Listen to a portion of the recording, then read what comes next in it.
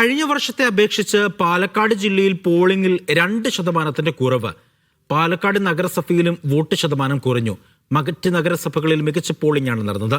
Polling ശതമാനം കുറഞ്ഞതിൽ എല്ലാ മുന്നണികൾക്കും പ്രതീക്ഷയും ആശങ്കയുമുണ്ട്. കഴിഞ്ഞ തദ്ദേശ തെരഞ്ഞെടുപ്പിനേക്കാൾ പോളിംഗ് കുറഞ്ഞത് ആർക്ക് ഗുണകരമാകും, തിരിച്ചടിയാകും എന്നുള്ളതാണ് രാഷ്ട്രീയ കേന്ദ്രങ്ങളിലെ പ്രധാന ചർച്ച. തങ്ങളുടെ വോട്ടർമാരെ പരമാവധി ബൂത്തുകളിൽ എത്തിച്ചിട്ടുണ്ടെന്നാണ് LDF അവകാശപ്പെടുന്നത്. കഴിഞ്ഞ തവണത്തേക്കാൾ വ്യവസ്ഥാപിതവും ചിട്ടയുമായ പ്രവർത്തനം ഗുണകരമായിട്ടുണ്ടെന്നും സംസ്ഥാന സർക്കാരിനെതിരായ ഭരണവിരുദ്ധ വികാരം തങ്ങൾക്ക് ഗുണകരമാകുമെന്നും UDF പറയുന്നു.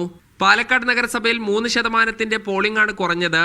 BJP അനധികൃതമായി ചേർത്ത വോട്ടുകൾ പോൾ ചെയ്യപ്പെടാത്തതാണ് പോളിംഗ് ശതമാനം കുറയാൻ കാരണമെന്നാണ് കോൺഗ്രസ് പറയുന്നത്.